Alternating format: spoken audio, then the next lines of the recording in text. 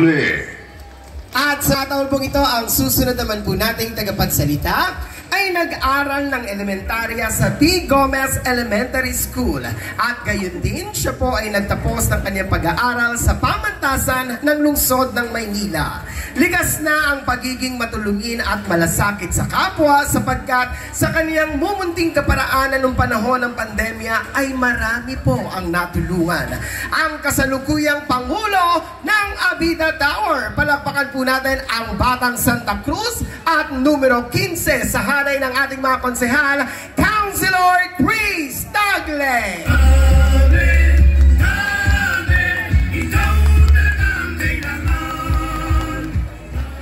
Hello! Magandang gabi po sa ating mga batang Quiapo. Maraming salamat po sa inyo lahat sa pagbibigay niyo po sa amin ng pagkakataon. Sa mga kapatid kong Muslim, Assalamualaikum po. Sa inyong lahat, maraming salamat po sa pagbibigay niyo po sa amin ng pagkakataong makasama kayo ngayong gabi ito. Maraming salamat po. Tapos na po. Joke lang ako. Papakilala po ako mga nanay tatay ko. Pasensya na ako, medyo ano na po ang boses ko. Ako po si Chris Tagle, ang Batang Santa Cruz. Lumaki sa Barangay 316 at naging chairman po dito ang aking magulang na si Aida Tagle. Ha? So yung mga problema po sa barangay kahit papaano alam ko na rin po. Sino po mga Katoliko dito? Katoliko! Marami nagtatanong kung kaano-ano ka raw si Cardinal Tagle. Di ba? Sabi ko, ama ko yun eh. At ama nating lahat. Na sana po'y maging papa. At kauna-unahang papa dito sa Asia. Ako po ay isang sidewalk vendor. Alam niyo po ba yung Fairmart? Sa tapat ng Good Earth, sa Avenida. Ako po ay isang sidewalk vendor. Dati po akong nagtitinda ng laruan. Salamat po sa Diyos. At ngayon po ay gumagawa na po ako ng laruan. Bukod po dito, ako po ang nagpauso ng Uy, 35! 30, ulala, shall we baby, 35. Yung nakarecord po, yung jingle sa bangketa, na hanggang ngayon ginagamit pa rin po sa bangketa. Marami po nagtatanong, mga nanay tatay ko, paano po naging isang Yormes Choice ang inyong lingkod? Sino po ba itong si Chris Tagle? Diba? Real talk na lang po, mga nanay tatay ko, real talk na lang. Pangalawang buhay ko na ho kasi to, nay, tay. Second life ko na ho to. At during pandemic, nag 50-50 ho kasi ako. Oo, ang hirap, no? Kaliwat kanan mo, no? Tinatalokbungan ng puting kumot.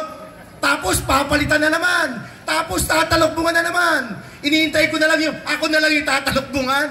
Ang hirap po. Kaya na-realize ko po during that time na siguro may mission po ako sa buhay na makagawa ng kabutihan sa aking kapwa. Alam niyo po ba yung unang-unang ginawa ko nang ako'y gumaling? Ako po ay nag-donate ng 6 na container na gulay at pagkain sa City Hall na pinamahagi sa buong Maynila. Okay po ba yon? Hindi ko po expected na matutuwa ang ating Yorme sa aking nagawang kabutihan. At during that time, naging presidente po ako ng Abida Tower San Lazaro. Dito po sa likod ng SM San Lazaro. Ako po hanggang ngayon po, ako po rin po ang presidente. Dahil mahal na mahal ko po ang aking magulang, 79 na po kasi ang papa ko. Yung mama ko po, 76 po. Ang unang-unang ginawa ko po sa pagmamahal ko sa aking magulang, gumawa po ako ng proyekto para po sa kanila at para po sa mga mahal kong senior. Nagpatayo kami dito ng senior lounge na kung saan ang ating mga seniors nagre-relax at nagbabanding-banding. Naka-aircon ang kanilang kwarto, nanonood ng pelikula, ng Netflix. Alam niyo po ba yan? Libre kape, juice, tsaa, cookies, mamon, lahat ng snack. Yung light lang po habang sila'y nanonood, nagre-relax, mumunguya po sila at nagkakape. Okay po ba yan? Bukod po doon, naglagay ho kami dito ng klinik dito sa clinic na ito, araw-araw may espesyalistang doktor na merong libreng medisina para po sa lahat. Araw-araw, Lunes, ophthalm sa mata, Martes, pedya sa mga bata, Miyerkules, infectious disease sa lungs, yung pulmo, Huwebes, family doctor, para po sa lahat. At ang may pinakamaraming tao po dito ay tuwing Sabado, na kung saan binabako na rin po dito sa inyong barangay, yung acupuncture, na kung saan ang lahat ng sakit sa katawan ay pagagalingin namin nang hindi umiinom ng gamot. Itong senior loans na ito na merong libreng gamot at merong libreng konsultasyon sa mga doktor, ay gusto kong ibahagi sa bawat barangay ng Distrito 3. Okay po ba yun? Napakaswerte ng bawat barangay na meron kayo sariling doktor, meron kayo sariling gamot. Hindi na po kayo mag-iisip kung saan po kayo pupunta. At lahat ng senior dito sa amin ay libre maintenance. Okay po ba yun? Marami pong magagandang mga proyekto. Ngunit, pag hindi natin sinamahan ng pagmamahal at pagmamalasakit sa kapwa, wala po lahat yan. Tama po ba?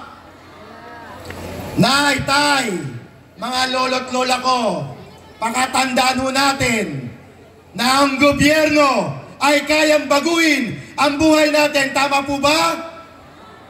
Ngunit, nasa inyong mga kamay ang pagbabago ng gobyerno. Tama po ba? Sana po'y wag niyo po kaming paghiwa-hiwalayin ang buong Yorme's Choice. Pwede po ba? Sa pangunguna ng ating Yorme Isko Moreno Dumagoso. Palakpakan naman po dyan. At ang ating Vice Mayor Chi Atienza. Siyempre, wag nating kalilimutan ang ating magiging congresswoman na hanggang madaling araw, nasa kalsada, nayayakap nyo at tumutugon sa pangangailangan ng bawat isa. Ang ating magiging congresswoman, Apple Nieto. Mga nanay, tatay ko, mga lolo't lola ko, mga kapatid ko, hindi po ako mangangako sa inyo. Hindi po ako mangangako. Gagawa po ako. At gagawa po ako ng kabutihan para po sa inyo lahat. Para pag kinuha na po ako ni Lord, mag-iiwan po ako ng magandang legasiya para po sa inyo lahat. Maraming salamat po sa inyo lahat. At pagpalain nawa po tayo ng buong may kapal. Manila! God first. Thank you very much po. Maraming salamat po. Muli po, wag po natin kalilimutan ni Shade, ang number 15, sa hanay po ng mga konsehal, ang